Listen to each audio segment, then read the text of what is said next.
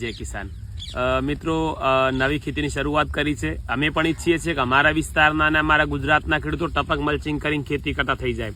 તો ટપક મલ્ચિંગમાં ઘણાને એવું લાગતું હોય છે કે વધારે ખર્ચા થતા હોય છે ને જમીન બગડે છે ને આમ છે ને, એવું કશું જ હોતું નથી. જો આ પાઇપલાઇન છે, આ 25 રૂપિયા મીટર આવતી હોય છે અને આના ઉપર 1 વીઘો ટપક ઉપડે છે. જો અને આ ટપક છે, જે ટપક અમે 2250 વેચી રહ્યા છીએ, 1 વીઘો ચાલે છે. અને મલ્ચિંગ જે 2450, બધું ગણવા જઈએ તો વીઘાનો ખર્ચો 5000 રૂપિયા થતો હોય છે. અને આમ જોવા જઈએ તો 5000 રૂપિયા તો આપણે વીઘામાં નેદોમણનો ખર્ચો પણ થઈ જતો હોય છે.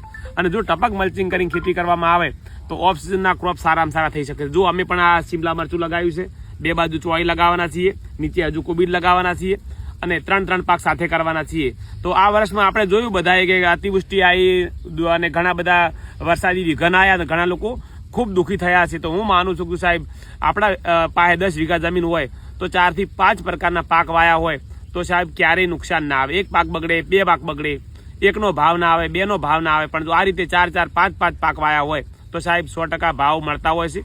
તમારા વિસ્તારના માર્કેટમાં નક્કી કરવાનું શું શેના ભાવ સારા મળે છે એ જ વાવવાનું. હું વાવું છું, તમારે વાવવાની જરૂર નથી. માટે આ રીતે સારી ખેતી કરો. ટપક મલ્ચિંગ કરતા કોઈ પણ ડર ના રાખતા આવે. જેને પણ કરવું હોય એને 1 વીઘો તો 5000 રૂપિયા ખર્ચે થાય છે. અને જો કોઈ પણ જરૂર હોય તો હું સહયોગ કરવા પણ તૈયાર છું. મારા ખેડૂતો સુખી બને એ મારી ઈચ્છા છે. જય જવાન, જય કિસાન.